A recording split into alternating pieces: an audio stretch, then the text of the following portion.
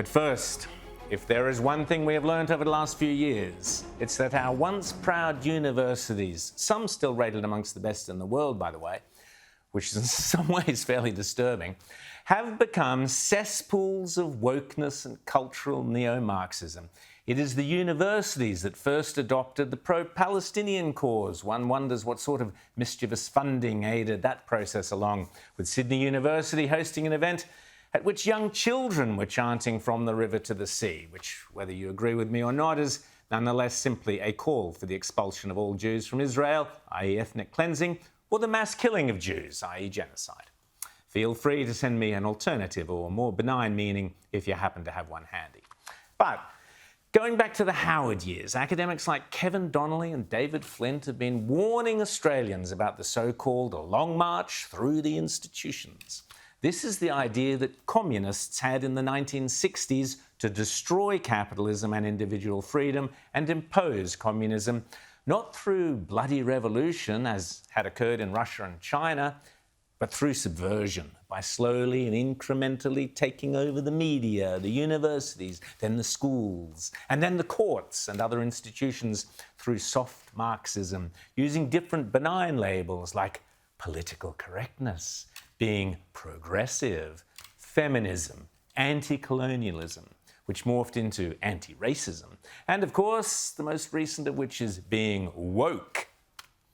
Turns out the Long March was absolutely real, not a figment of anyone's imagination, and its proponents were determined zealots.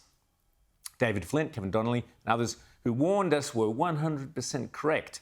But to their shame and to the detriment of the freedom-loving egalitarian Australia, not a single university, or indeed not a single government, in my opinion, did enough to slow or to reverse or to stop this long march.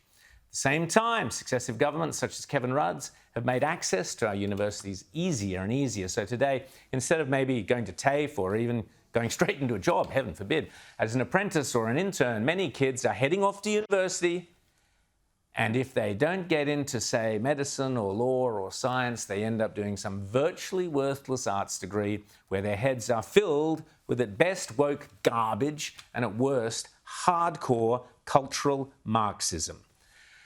So many come out of uni after 3 or 4 years of round-the-clock indoctrination, resentful of capitalism, suspicious of democracy, with a loathing of Australia's colonial history, a proud history, and convinced we're all a bunch of racists.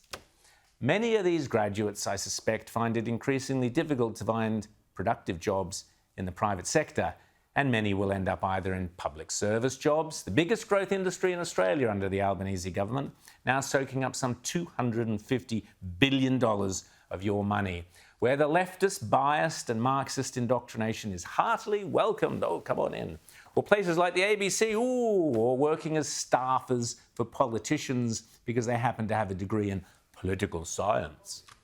Is there any pushback from the university sector? Do vice-chancellors actually sit down and say to themselves or their boards, you know, maybe we don't need another head of gender and culture studies or another decolonising module, or do we really need another climate justice degree? Anyway, I was led to this train of thought by an article the other day in The Australian by Yoni Bashan in his excellent margin call column. In it, he revealed that the Australian Catholic University, a university that parents might hope would be slightly more resistant to the siren calls of cultural Marxism, has, quote, hired an American expert in critical race theory, whiteness, and food studies to be Director of Student Experience and Enhancement at ACU's North Sydney campus. Well, Yoni, you had me at critical race theory. For those not familiar with this vicious and pernicious concept, critical race theory is the neo-Marxist academic idea developed in America from the 1960s onwards that, in a nutshell, claims that race is not biologically grounded and natural, but rather race is a socially constructed category used to oppress and exploit people of colour. In other words, it is the modern version of Marxism and communism, where you replace the word class with the word race, and hey presto, there you have, instead of a class struggle and class warfare, wherein the working classes have to overthrow the capital classes, you have the oppressed people of colour who have to overthrow whiteness. This vile nonsense, Trump, by the way, has banned critical race theory in US schools, led to the Black Lives Matter movement in America. It's been exploited by the pro-Palestinian, pro-Hamas movement. And here in Australia, it lies pretty squarely behind everything from The Voice to treaty, truth-telling, shutting down Ayers Rock, renaming Melbourne and Sydney suburbs, acknowledgement, welcome to country, Invasion Day, Lydia Thorpe, and the entire Indigenous activism movement. Much of which, need I remind you, comes directly out of our universities. So, back to our story in the Australian. Here we have an American Associate Dean from New York University coming to the Australian Catholic University in North Sydney to be Director of Student Experience and Enhancement. I have no idea what that title involves, and I have no idea what this Associate Dean will be doing or teaching. But a brief glance at his resume certainly fills me with a sense of foreboding.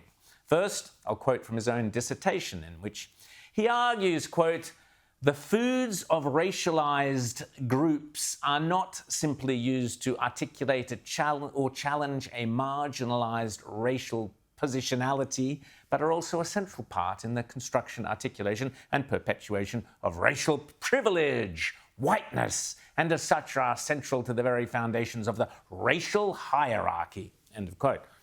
He goes on to assert that while interest in ethnic food, quote, "must be read within the logic of a white supremacist capitalist patriarchy," got them all in there, that commodifies ethnicity and racial difference and views it as spice or a seasoning that livens up the dull dish, that is mainstream white culture.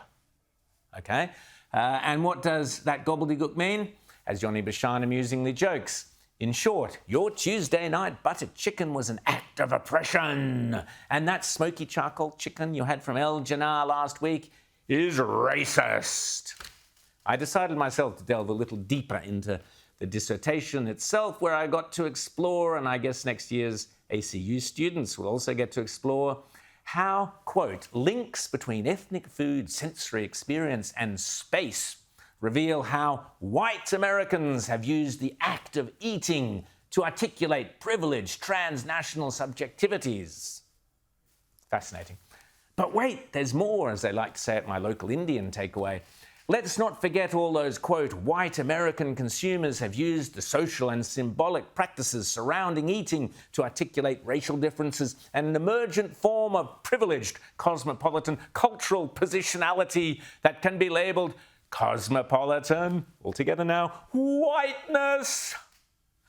Other topics by this worthy academic include reviews or articles with the following titles: Race, Racial Identity and Eating, an Encyclopedia of Food and Agricultural Ethics, a paper called That Sounds Repulsive, I Can't Wait to Try It, Disgust and the Sensory Racial Erotics of Eating.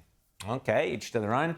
And wait for it, a review of Racial Indigestion, Eating Bodies in the 19th Century. Ooh, and Dubious Gastronomy, the cultural politics of eating Asian in the USA, a review which discusses the exploration of the term dubious in relation to the cultural politics of eating Asian food in the USA. Personally, if it were down to me, I'd be writing a paper called Dubious Academia, the cultural politics of studying neo-Marxism critical race theory at a supposedly traditional Australian Catholic university. Yep, the state of modern tertiary education. Pass the sick bag.